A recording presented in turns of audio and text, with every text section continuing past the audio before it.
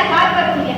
समाजवाद का एक बहुत ही सिंपल सा अर्थ है कि अगर हमारे पड़ोसी, चाहे वो किसी जाति का हो, किसी धर्म को मानने वाला हो, उसके आर्थिक स्थिति किसी भी प्रकार की हो, चाहे वो गरीब हो, अमीर हो, कैसा भी हो, अगर उसके घर में तकलीफ है, अगर वो आंसू बहा रहा है, उसके घर खाना नहीं बन पा रहा है, तो हमारे घर में चूल्हा नहीं जलना चाहिए। यही है समाजवाद, यही है समाजवाद। और अम्बेडकरवाद भी यही है, मैं बताना चाहती हूँ।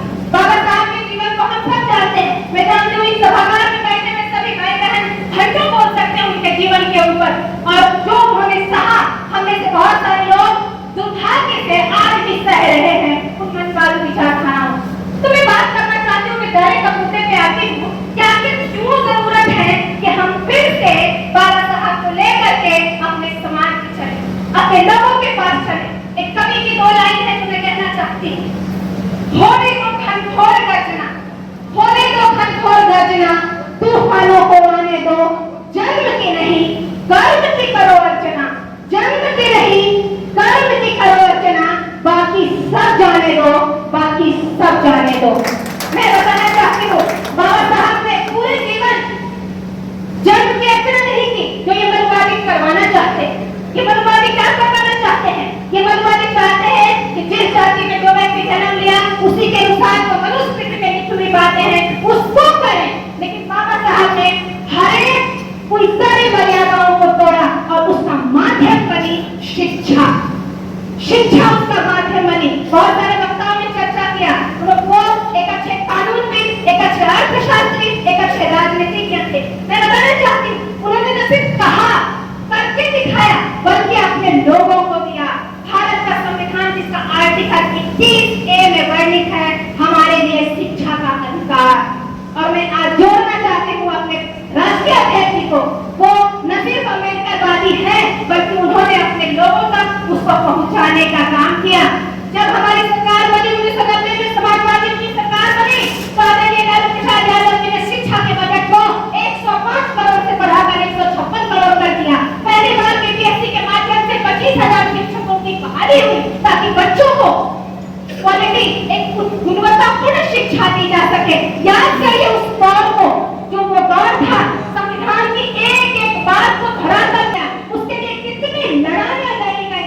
मंडप की लड़ाई हम सब कभी नहीं भूल सकते, क्योंकि उसके बाद आरक्षण जैसा अधिकार मिला, ताकि जो पूना पैक्ट में बातें कही गई थी 1932 में, जो समझौता हुआ था महात्मा गांधी और बाबा साहब के बीच, जब बाबा साहब ने लड़ाई लड़ी थी कि नहीं, हर वंचित समाज का लोग आगे आएगा, तो तभी आगे आएगा जब वो सम्मानजनक स्थान पे बैठेगा। क्योंकि शासक का कभी शोषण नहीं होता है, याद रखिएगा, शासक का शोषण नहीं होता है, जो शासक होता है उसका शोषण नहीं होता है।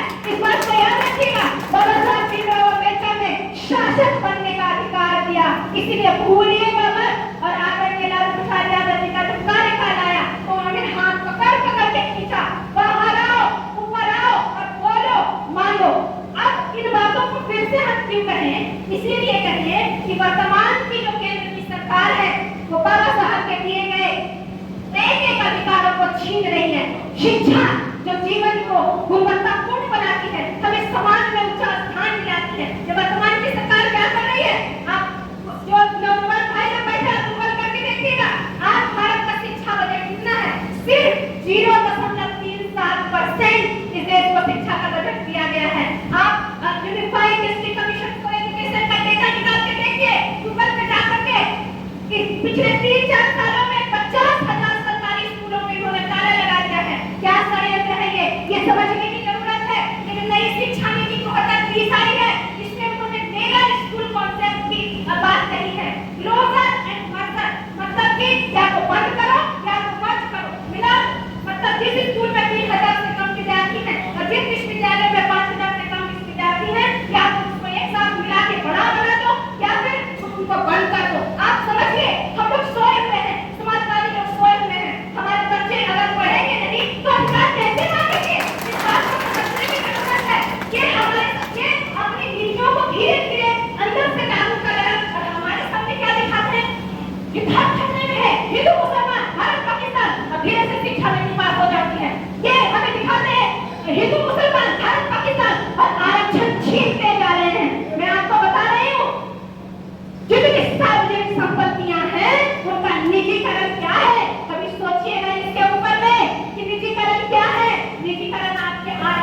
छीनने का एक बहुत बड़ा षड्यंत्र है जो ये लगातार कर रहे हैं।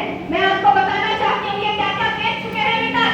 137 एयरपोर्ट, 1535 बंदरगाह, 7325 railway station, 1,26,386 kilometre railway track, 1,32,499 kilometre highway भी बेच चुके हैं ये, 1,71,950 किलोमीटर पावर ट्रांसमिशन लाइन और गैस पाइपलाइन, पेट्रोलियम पाइपलाइन और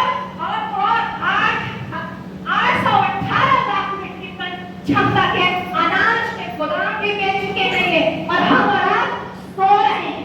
ये सारे संस्थान निजी हाथों में दे रहे हैं। इनका जो सिद्धांत है आप पढ़िएगा, गोलबर्गा का जो सिद्धांत है, इन्होंने कहा है देश की जो सारी संपत्ति है वो अपने 2-3 निजी हाथों में दे दो तो और 95% जनता को भिखारी बना दो तो 7 जन्मों तक सत्ता हाथ से नहीं जाएगी। आप देखिए गोलबर्गा का जो बंच ऑफ थॉट है उसका ये एक बहुत बड़ा सिद्धांत है जिसमें ये लोग चल रहे हैं। वो अपने सिद्धांतों को इस तरह से चल रहे हैं और फिर से मनवाद विलास करने का प्रयास कर रहे हैं। और हम समाजवादी इतनी लड़ाइयां लड़ने के बाद, इतना दुख सहन करने के बाद, लाठियां खाने के बाद जो चीजें मिल गई है वो बड़े आसानी से एक छलावे में आकर के उनको दे रहे हैं, उनको देते जा रहे हैं। वो हमारे पाँव के नीचे से जमीन खींच रहे हैं। ये भाइयों बहनों याद रखिएगा ये लोग बहुत ही शातिर हैं, बहुत ही चालाक हैं और इनकी चालाकी हम और आप समझने का प्रयास नहीं कर रहे हैं। इसको आज समझने की जरूरत है। आदरणीय लालू प्रसाद यादव जी का कार्यकाल था वो दलितों का स्वर्ण युग था, वंचितों का स्वर्ण युग था। और मैं एक चीज बताना चाहती हूँ, हमारी पार्टी अम्बेडकरवादी पार्टी है। हम किसी जाति का विरोध नहीं करते, किसी धर्म का विरोध नहीं करते, सबको साथ लेकर के चलने की बात करते हैं। जैसे बाबा साहब को अम्बेडकर टाइटल किन्होंने दिया पता है आपको? उनके ब्राह्मण शिक्षक जो उनसे बहुत प्रेम करते थे, महादेव अम्बेडकर साहब ने दिया, उनसे प्रेम करते थे वो। उसी तरह से आप जब देखेंगे उन्होंने दूसरी शादी जो की ब्राह्मण महिला से की तो बाबा साहब के अंदर किसी भी जाति धर्म के प्रति नफरत नहीं थी। उनके अंदर नफरत थी उस विचारधारा से, घृणा की विचारधारा, नफरत की विचारधारा। और हमारी पार्टी भी उसी चीज का विरोध करती है। क्यों हम मनुष्य से घृणा करें, चाहे किसी जाति के आधार से, किसी धर्म के आधार से। घृणा करना मनुष्य का स्वभाव नहीं है। मनुष्य इस सृष्टि का सबसे बेहतरीन